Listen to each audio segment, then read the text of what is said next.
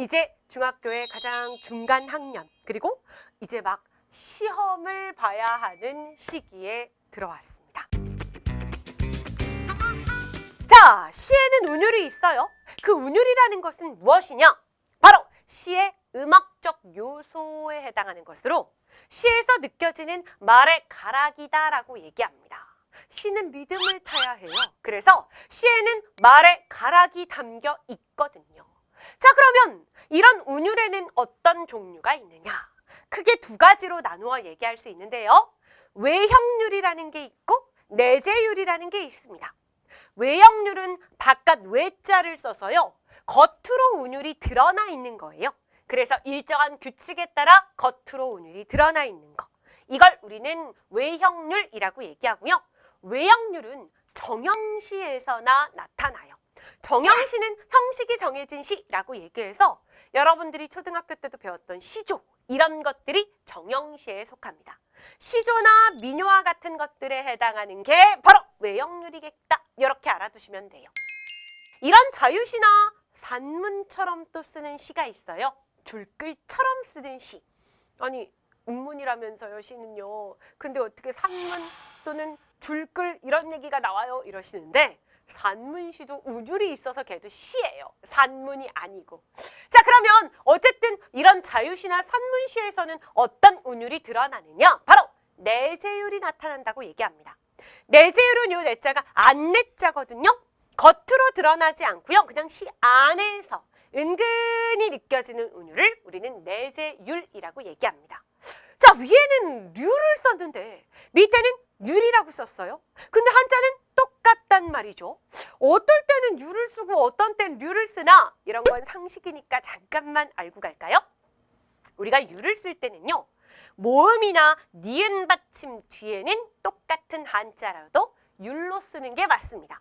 그래서 내재율 할 때 보니까 앞에가 이렇게 에라는 모음이 와서 뒤에는 률이 아니라 율로 적어야 하고요. 운율할 때도 니은 받침이 왔기 때문에 뒤에는 률이 아니라 율로 적어야 한다는 겁니다. 자, 그 밖에는 니은 받침을 제외한 받침들이 나타나게 되면 외형률 할 때 이응 받침이 왔죠? 그럴 땐 률로 적어야 해요. 합격률 할 때 기역 받침 왔죠? 그럴 땐 률로 적어야 하는 거예요. 그래서 똑같은 한자지만 우리나라의 맞춤법에 맞게 쓰려면 이걸 기억하고 지나가시는 게 좋겠죠. 자, 역설이라는 게 도대체 무엇이냐? 역설은 표면적으로는 모순되는 말처럼 보이나 그 속에 진리를 담아 표현하는 방법이라고 얘기합니다. 말이 너무 어려워요. 자, 표면적이라는 건 겉으로 드러나는 이라고 생각하시면 돼요.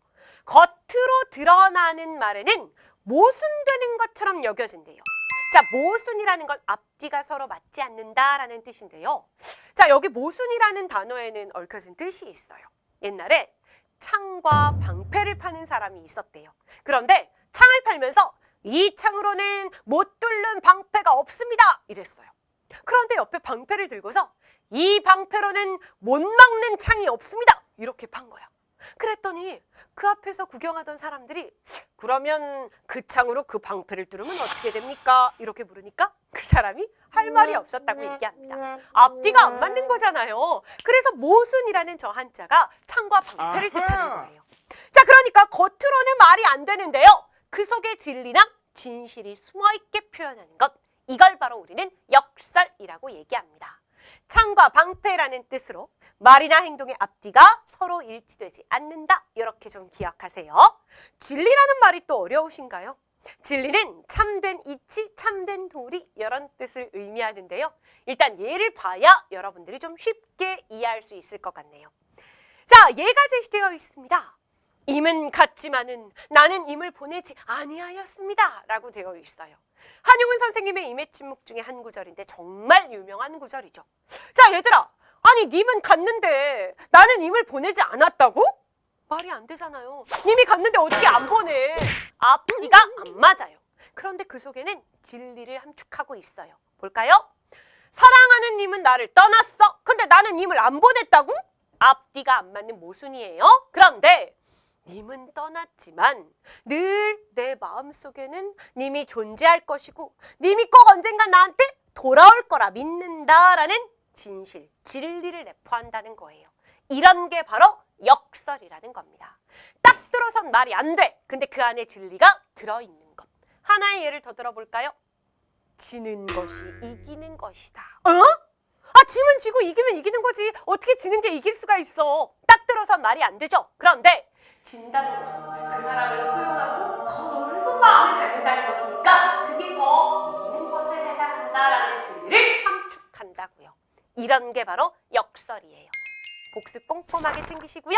우린 다음 시간에 만나도록 할게요.